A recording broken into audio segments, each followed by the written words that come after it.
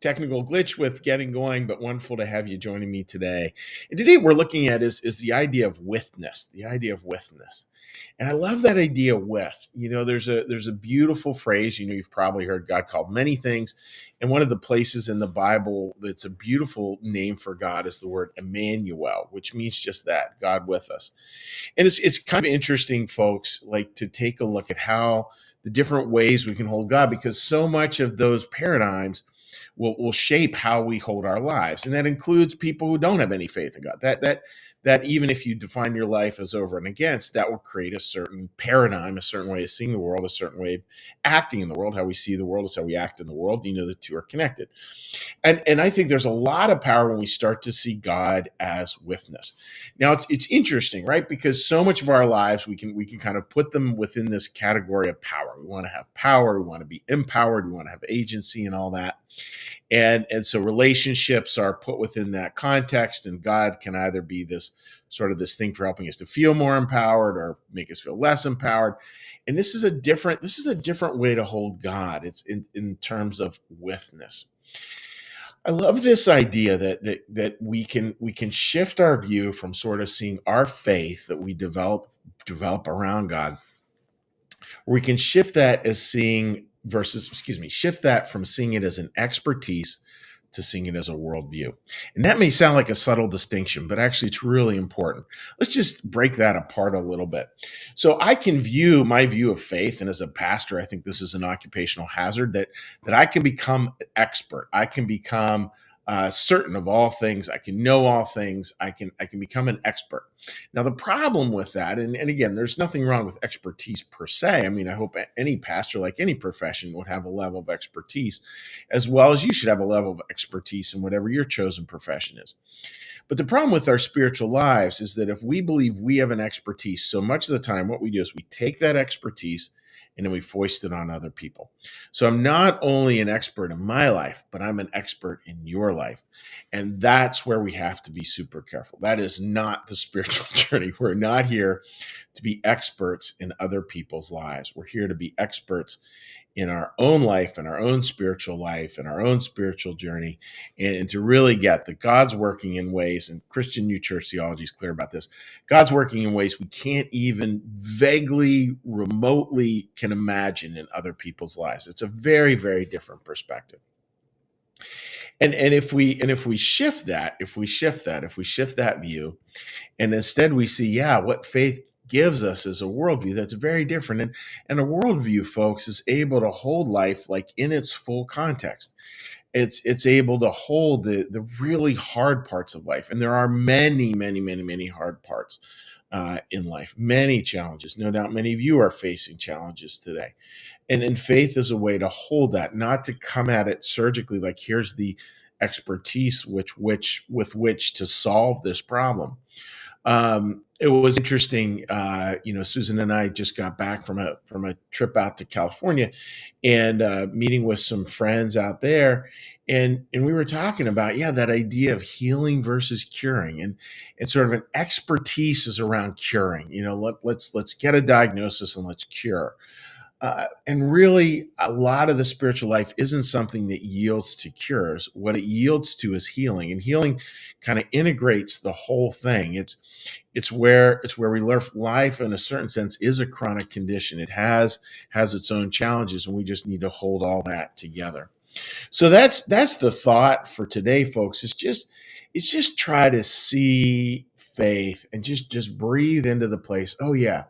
This is really a worldview that we're talking about. This is a way to see the world, to see what is happening, not to micromanage it to a certain outcome, because that isn't necessarily what's going to happen. Now, does that mean that we don't do what we can do? Absolutely. We're all called to absolutely do what we're called to do.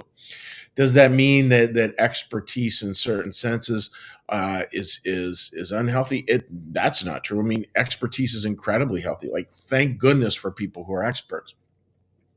But please remember, in your spiritual life, like, the expertise bends right back around on helping us to look at ourselves and helping us to become kinder, gentler, more loving people, versus foisting it on other people where we know for sure. Because When people weaponize certainty in religion, oh my goodness, talk about off-putting. That does not work for people. When we come across as certain and that we have scriptural references for that, and we're going to weaponize that to tell people the way they need to live their lives, that's pretty challenging.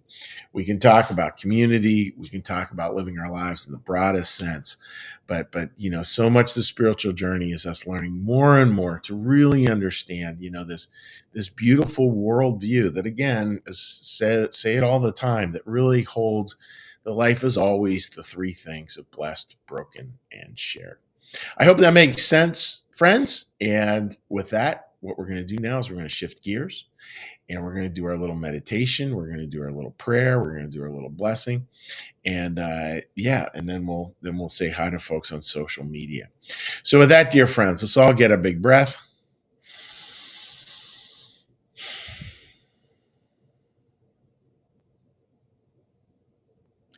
Be still and know that I am God.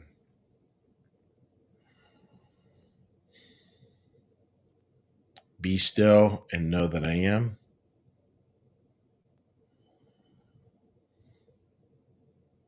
Be still and know that I. Be still and know. Be still and.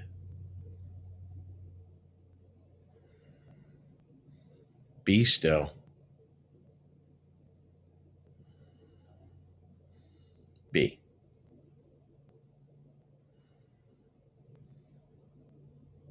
Our Father, who art in the heavens, hallowed be thy name. Thy kingdom come, thy will be done, as in heaven, so upon the earth.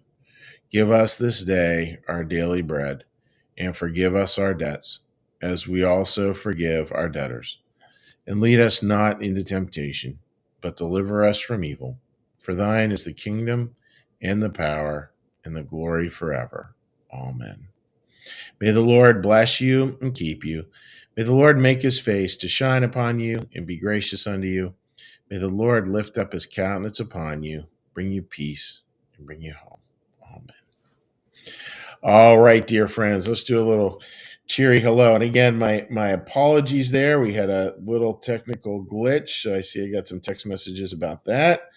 But here's to hoping it all got itself worked out and etc. All right. So here we go.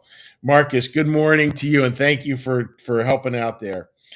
Kim, good morning, and totally agree with you. Good morning, all. Mary writes, God seems to be in the business of none of unknowing. We get some glimpses in some direction, but to allow faith to direct us.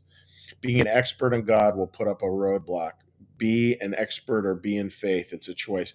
Mary, I totally agree with that. And it just, I was listening to a podcast this morning, and they were talking about the danger of weaponized certainty. And I think that really is, really is a challenge for people. And let me see what else be there. All right. Sorry about this. I think realizing that things are a little askew here. Let me just get this back. All right. So let's take a look here. Let's see what it says here. Yeah, my folks, my apologies here, folks. We had a few little technical glitches there. So anyhow, friends, wishing you all the very best. God bless. Have a great day. See you tomorrow. Bye-bye.